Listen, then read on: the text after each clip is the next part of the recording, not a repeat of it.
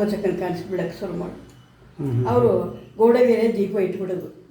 ನಮ್ಮಲ್ಲಿ ಹಂಗಾಯಿತು, ನಮ್ಮಲ್ಲಿ ಹಿಂಗಾಯಿತು, ಆ ಥರ ಆಯಿತು, ಈ ಥರ ಆಯಿತು, ಏನೇನೋ ಕತೆಗಳನ್ನೆಲ್ಲ ಹೇಳೋರು. ಅವರ ಕಾದ್ನೂರು ಸಿಂಗನೂರು ಕತೆ ಎಲ್ಲ ನಂಗೆ ಹೇಳೋರು.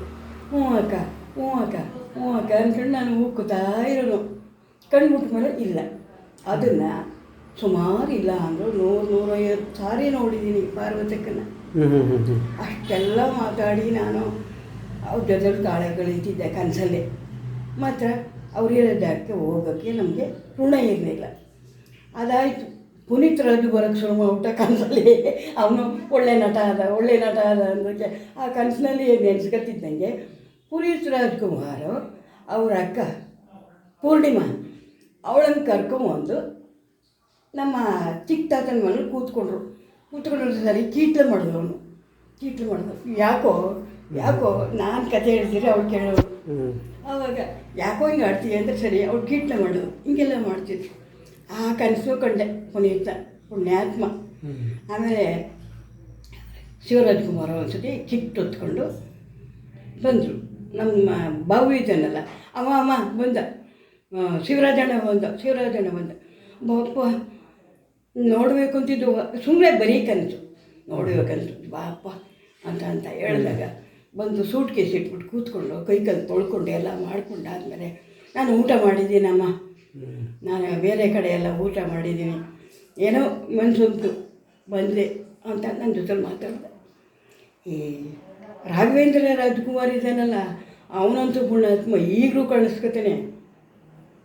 ಎಲ್ಲಿ ಮೊಬೈಲಲ್ಲಿ ಕಾಣಿಸ್ಕೊತಾನೆ. ನಮ್ಮ ಮನೆಗೆ ಬಂದೇ ಇಲ್ಲ ಅವನು.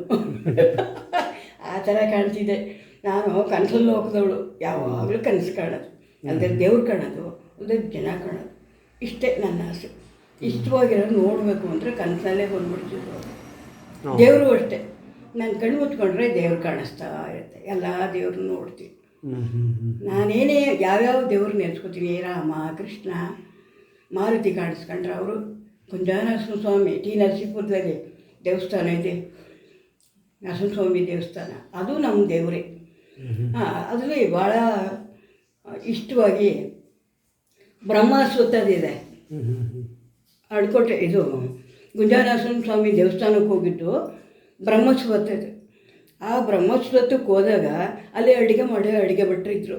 ಅವರು ಹೇಳಿದ್ರು, ನೋಡಿ ಈ ನದಿ ಒಳಗೆ ಹರಿತಾ ಇದೆಯಲ್ಲ ಹೊಳೆ ಒಳಗೆ 2 ನಾಗರಾವು ಬಂದು ಈ ಬ್ರಹ್ಮಸ್ವತ್ತಕ್ಕೆ ಹೋಯ್ತು ಅಂತ ದನ ಹೊಡೆಯೋ ಹುಡುಗರು ಹೇಳಿದ್ರು.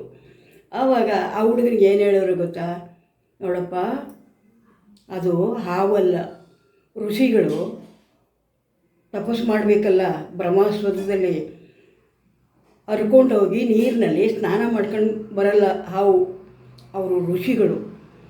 ಆ ಋಷಿಗಳು ನಿಮ್ಮ ಕಣ್ಣಿಗೆ ಬೀಳಬೇಕಾಗಿತ್ತೆ ಅಂತ ಹಾವನ ರೀತಿಯಾಗಿ ಬಂದು ಅಲ್ಲಿ ಬ್ರಹ್ಮಸ್ವತ್ತಕ್ಕೆ ಹೋಗ್ತಾರೆ ತಪಸ್ಸು ಮಾಡೋಕ್ಕೆ, ಧ್ಯಾನ ಮಾಡೋದಕ್ಕೆ.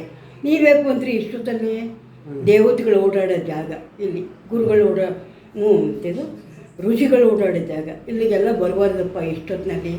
ನಂಗೆ ಹೇಳಿದ್ದಕ್ಕೆ ಸರಿ ಆಯಿತು, ಅವರೇ ನಿನ್ನ ಕಣ್ಣಿಗೆ ಬಿದ್ದಿದ್ರೆ ನೀ ಸುತ್ತೋಗ್ಬಿಡುವೆ ಅಂತ ಕಳಿಸ್ತಂತೆ. ಅಲ್ಲೆಲ್ಲ ಯಾವ ದೇವರಿದೆ ಎಲ್ಲ ನಾನು ಕಾಣ್ತಾ ಇರ್ತೀನಿ.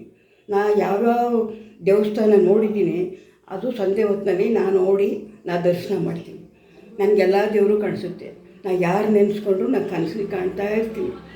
ಇನ್ನೊಂದು ಮಾತಿದೆ ಅಷ್ಟೇ.